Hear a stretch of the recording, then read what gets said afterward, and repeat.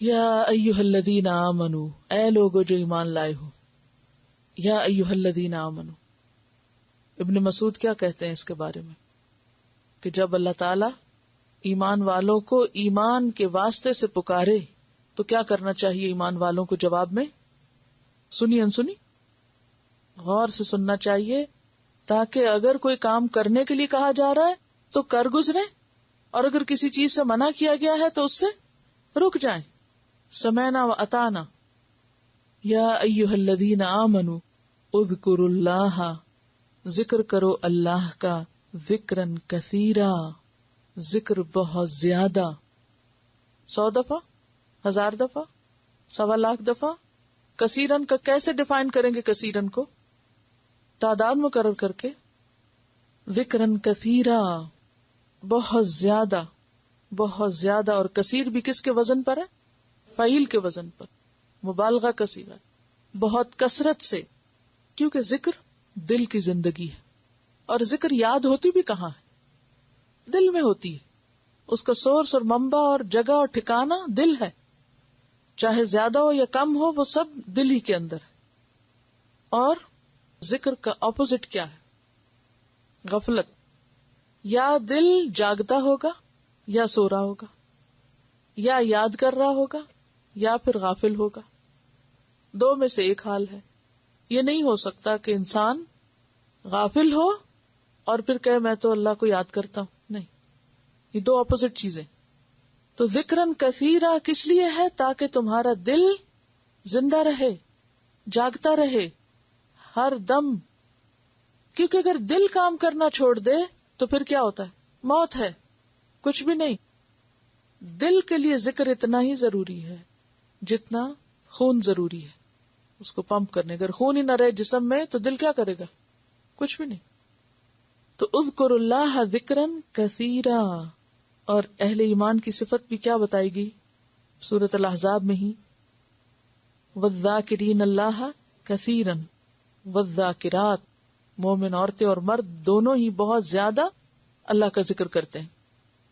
جیسے سورۃ آل عمران 191 میں آتا ہے الذین یذکرون اللہ قیاما وقعودا وعلی جنوبہم ویتفکرون فی خلق السماوات والارض ربنا ما خلقت ھذا باطلا.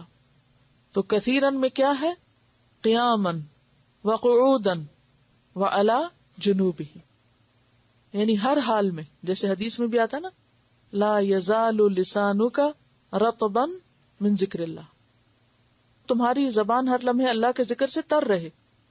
یعنی جب زبان کے پاس فرصت ہو تو اس کو خالی نہ چھوڑو بلکہ ذکر کرتے رہو. اور اسی طرح اتنا ذکر کرو کہ لوگ کہیں مجنون ہے. تو ذکرن کثیرہ کا حکم ہی کس کو کہا جا رہا ہے؟ ایمان والوں کو کہا جا رہا ہے. تو ذکر کس کا حصہ ہے؟ ایمان کا حصہ ہے. اور صرف عام ذکر نہیں، کثرت سے ذکر. وَسَبِّحُوهُ، اور اس کی تسبیح بیان کرو. بکرتم و اصیلا، صبح اور شام. اصیل عصر کے بعد کے وقت کو کہتے ہیں، اور صبح یعنی سورج کے طلوع ہونے کے آس پاس. بکرتن اول صبح جس کو کہتے ہیں، اول صبح یعنی فجر کی نماز سے لے کر آگے جیسے اشراق وغیرہ کا وقت، یہ سارا اس میں آ جاتا ہے. کیونکہ یہ وقت، یہ دو اوقات بکرا اور اصیلا کیا ہیں؟ کون سے اوقات ہیں؟ فرشتوں کی حاضری کے اوقات ہیں، فرشتوں کی تبدیلی کے اوقات ہیں. تو خاص طور پر ان دو اوقات میں تسبیح کا حکم ہے. ویسے تو کسی بھی وقت آپ تسبیح کر سکتے ہیں، لیکن خصوصی طور پر فجر اور عصر کے بعد. وَسَبِّحُوهُ بُكْرَةً وَأَصِيلًا. اور سبحو کا کیا معنی ہے؟ تسبیح کا کیا معنی ہوتا ہے لفظی طور پر؟ ہر نقص اور عیب سے اللہ کو پاک قرار دینا. اللہ سبحانہ تعالیٰ کو ہر نقص اور ہر عیب سے پاک قرار دینا. مثلا اللہ کی ایک صفت ہے السمیع، تو ہم کس طرح اس کی تسبیح کریں گے اس صفت کے لیے؟ کس سے پاک ہے؟ کس نقص سے پاک ہے؟ کہ کوئی بھی چیز اس سے سننے سے رہ جائے، اس کے سننے میں کوئی کمی نہیں. نقص کس کو کہتے ہیں؟ کمی کو.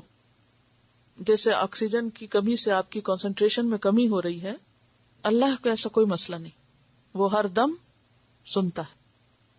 اس کو نہ نیند آتی ہے، نہ اونگ آتی، نہ کوئی سستی آتی. یہ سب کمزوریاں اور نقص اور عیب کس میں ہیں؟ ہم انسانوں میں ہیں، اللہ میں نہیں ہے کچھ بھی. سبحوہ، اس کی پاکی بیان کرو کہ وہ ہر نقص اور ہر عیب سے پاک ہے. اچھا، اللہ کی صفت ہے علم، العلیم، تو وہ علم کے کسی بھی نقص اور کمی سے پاک ہے. مثلا بکل شیء علیما. اور اسی طرح ساری صفات آپ لے لیجئے، کوئی بھی کسی صفت میں کچھ بھی کمی نہیں، کوئی عیب نہیں. ایسا ہے کوئی اور؟ کوئی بھی نہیں. اصل میں ہم تسبیح کرتے ہیں اور یہ بھی کہتے ہیں کہ اللہ پاک ہے، ہر عیب سے پاک ہے، ہر کمی سے پاک ہے، لیکن یہ نہیں پتا ہوتا کہ کیا کمی، کس بات کی کمی.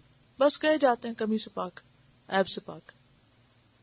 چیزوں کو ذرا ان کی گہرائی میں لے کے جا کر پھر آپ لطف اٹھائیں گے ان الفاظ کا جو آپ بولتے ہیں، کیونکہ جو گہری باتیں ہوتی ہیں نا وہ روح پہ جا کے لگتی ہیں، وہ انسان کے اندر سے اٹھتی ہیں اور اندر تک انسان کو ہلا دیتی ہیں، اور صحیح معنوں میں پھر تزکیہ ہوتا ہے. ورنہ تسبیح تو صرف ہونٹوں کی تسبیح ہوتی ہے، ہونٹوں اور زبان کی. تو ذکر کی اصل مقام دل ہے. اگر آپ کسی کو بھی یاد کر رہے ہیں تو سب سے پہلے کہاں یاد کرتے ہیں؟ منہ پر. دل ہے. اور اگر کوئی صرف زبان سے کرے اور دل میں اس کے کچھ بھی نہ ہو، آپ کو اگر پتہ چل جائے کہ اس کے دل میں کچھ نہیں ہے اور یہ صرف زبانی باتیں کر رہا ہے، آپ کس قدر پسند کریں گے اور کتنا قبول کریں گے اس کو. اگر کسی نے آپ کو بالکل یاد نہ کیا اور آپ کے سامنے آ کے کہے میں آپ کو بہت یاد کرتی رہی ہوں، اور آپ کو چل پتہ جائے یہ بالکل جھوٹ ہے اور دل اللہ اس کا آپ کو دکھا دے کہ سراسر جھوٹ ہے، تو اس کی یہ بات اور اس کا یہ قول کتنی قیمت کا ہوگا؟ کوئی ویلیو نہیں رہے گی. پتہ چل بھی جاتا، جھوٹی باتیں سب کو پتہ چل جاتی ہیں کیونکہ ان کو کوئی وزن نہیں ہوتا، کھوکھلی ہوتی ہیں. تو یہاں پر کیا ہے؟